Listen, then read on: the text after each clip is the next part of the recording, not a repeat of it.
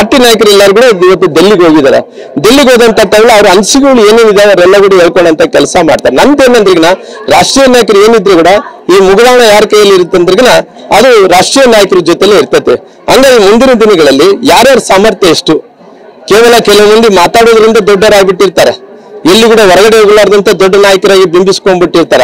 ಅಂತವ್ರ ಬಗ್ಗೆ ಕಿವಿ ಕೊಡೋದು ಬೇಕಾಗಿಲ್ಲ, ಅಂತವ್ರ ಬಗ್ಗೆ ಕೇಳೋದು ಬೇಕಾಗಿಲ್ಲ. ಯಾರು ಫೀಲ್ಡ್ ಅಲ್ಲಿ ಕೆಲಸ ಮಾಡೋ ಅಂತವ್ರು ಗುರುತಿಸ್ಬೇಕು. ಇವತ್ತು ಇಡೀ ರಾಜ್ಯದಲ್ಲಿ 7-8% ಓಟುಗಳು ತಗೊಂಡಂತ ವ್ಯಕ್ತಿಗಳು ಯಾರೇ ರಾಜಕಾರಣದಲ್ಲಿ ಸೋತಿರ್ಬೋದು, ಆದ್ರೆ ಇವತ್ತು ಪೊಲಿಟಿಕಲ್ ಸಿಸ್ಟಮ್ದಲ್ಲಿ ಜನರು ಸೆಳೆಯುವಂತ ಕೆಲಸ 7-8% ಓಟುಗಳನ್ನು ದೊಡ್ಡದೇನಲ್ಲ, ಬಹಳ ದೊಡ್ಡ ಕೆಲಸ. ಅಂತ ವ್ಯಕ್ತಿಗಳನ್ನ ಗುರುತಿಸಂತ ಕೆಲಸ ಆಗಬೇಕು. ಅಂತಕ್ಕೆ ಆದಂತ ಟೈಮಲ್ಲಿ ಮುಂದಿನ ದಿನಗಳಲ್ಲಿ ಪಾರ್ಟಿ 2028ರಲ್ಲಿ ಚುನಾವಣೆ ನಡೆಯುವಂತ ಟೈಮಲ್ಲಿ ಪುನಃ ಅಧಿಕಾರಕ್ಕೆ ಬರುವಂತ ಕೆಲಸ ಆಗುತ್ತೆ.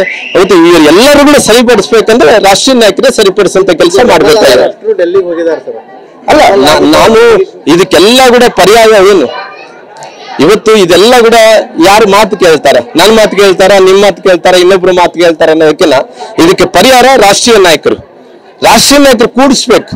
ಹಿಂಗಲ್ಲ ಅನ್ಬೇಕು. ಯಾವನು ಕೆಲಸ ಮಾಡ್ತಾರೋ ಅವ್ನಿಗೆ ಆದ್ಯತೆ ಕೊಡಬೇಕು. ಯಾವನು ಜನರ ಮಧ್ಯದಲ್ಲಿ ಅವನಿಗೆ ಶಕ್ತಿ ಇದೆನೋ ಅವನಿಗೆ ಗುರ್ಸಂತ ಕೆಲಸ ಆಗ್ಬೇಕು, ಅವ್ನಿಗೆ ಗೌರವ ಕೊಡ್ಬೇಕು. ಯಾವತ್ತು ಮನುಷ್ಯನಿಗೆ ಸ್ವಾಭಿಮಾನ ಗೌರವ ಬಂದಂತ ಟೈಮಲ್ಲಿ ಅವನು ಆಟೋಮೆಟಿಕ್ ಆಗಿ ಪಾರ್ಟಿ ಕೆಲಸ ಮಾಡ್ತಾನೆ, ಇನ್ನು ಜಾಸ್ತಿ ಓಟುಗಳನ್ನ ತರ್ಕೊಡಂತ ಕೆಲಸ ಮಾಡ್ತಾನೆ. ಹಂಗಾಗಿ ಮುಂದಿನ ದಿನಗಳಲ್ಲಿ ಇದೆಲ್ಲ ಕೂಡ ಪರಿಹಾರ ಅಂದ್ರೆ ರಾಷ್ಟ್ರೀಯ ನಾಯಕರು ಮಾಡಬೇಕಾಗಿದೆ.